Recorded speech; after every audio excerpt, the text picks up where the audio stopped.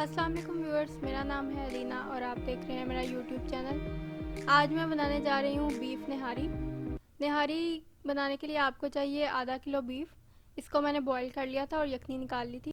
1 teaspoon नमक, 1 teaspoon गरम मसाला, 1 teaspoon हल्दी, हाफ कप ऑयल, 1 टेबलस्पून अदरक लहसुन का पेस्ट, प्याज 2 अदद ये मैंने ब्राउन कर ली थी, भुना हुआ आटा हाफ कप, 1 टीस्पून लाल मिर्च पाउडर और 1 टेबलस्पून हमने निहारी मसाला लिए। हाफ कप ऑयल मैंने लिया। कढ़ाई गर्म हो गई थी तो मैंने ऑयल उसमें डाल दिया। अब साथ ही इसमें अदरक लहसुन का पेस्ट डाल देना। अदरक लहसुन के पेस्ट को मैं अब भूनने लगी हूँ ऑयल में, और जब तक उसकी स्मेल ना ख़त्म हो जाए उस वक्त तक भूनना है। हल्का सा ब्राउन सा कलर भी उस पर आ जाएगा। आज जो मैं निहारी बना रही हूँ वो मेरी एक व्यूअर हैं अफशीन शाहिद बट, उन्होंने मुझे बहुत रिक्वेस्ट की थी कि निहारी बनाना सिखा दें, तो इसलिए आज उन्हीं की फरमाइश पर ये बन रही है निहारी। अब इसमें साथ ही ये जो बॉईल किया हुआ था बीफ वो डाल देना है। आपने यखनी और उसको गोश्त को अलग-अलग कर लेना है। गोश्त को हम इसमें डालकर भूनेंगे ये ऑयल में। निहारी के लिए जब भी गोश्त आपने इस्तेमाल करना है तो वो हमेशा हड्डी वाला ही लेना है, क्योंकि निहारी में हड्डी वाला ही गोश्त इस्तेमाल होता है। ये गोश्त भी हड्डी वाला ही था। मैंने जब इसको बॉईल किया था गोश्त को, तो हड्डियों का जो सारा जूस था वो तो यखनी में आ गया था, इसीलिए मैंने जो थी हड्डियाँ बाहर निकाल दी थी। आप बेशक उसमें ही रहने दें। जो ब्राउन की हुई प्याज थी उसका मैंने थोड़ा सा पानी डाल के एक पेस्ट सा बना लिया था, वो इसमें अब हमने ऐड कर देना गोश्त भूनने के बाद, और इसको भी थोड़ा सा इसके साथ मिक्स कर लेना।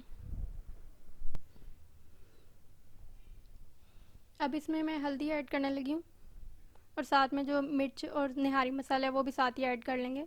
निहारी मसाला मैंने 1 टेबलस्पून लिया है। निहारी मसाला वैसे तो घर में भी बन जाता है, लेकिन मैंने यहाँ पर नेशनल का निहारी मसाला यूज़ किया है, क्योंकि उससे आपको ये होता है कि वो बाज़ार से इजीली मिल जाता है, तो आपको घर में बनाने की ज़रूरत नहीं पेश आती।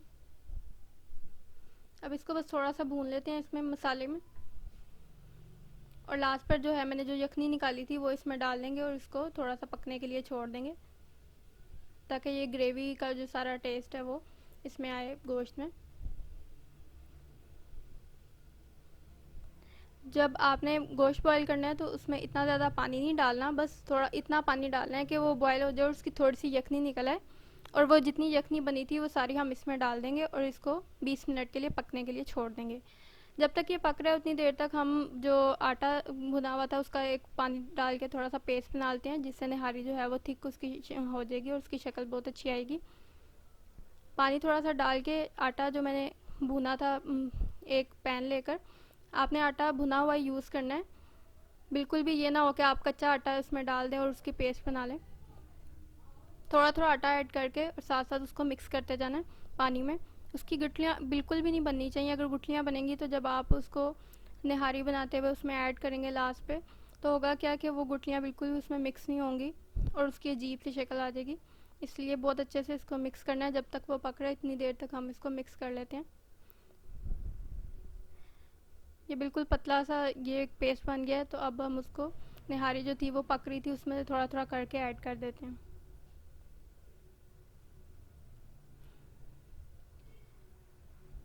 अब इसमें आटा वाला जो था मिक्सचर वो इसमें ऐड थोड़ा थोड़ा करके आपने करना है, और साथ में कंटिन्यूसली चम्मच चलाते जाना है। आँच इस टाइम पे आप थोड़ी हल्की कर लें और चम्मच साथ साथ चलाते जाएं।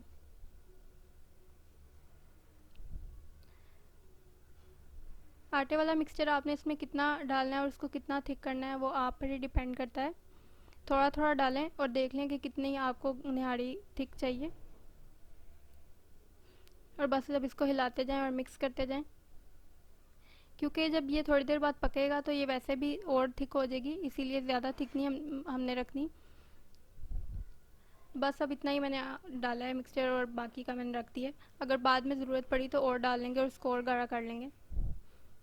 अब इसको फिर 10 मिनट के लिए पकने के लिए छोड़ देते हैं, तब तक ये गाढ़ी हो जाएगी।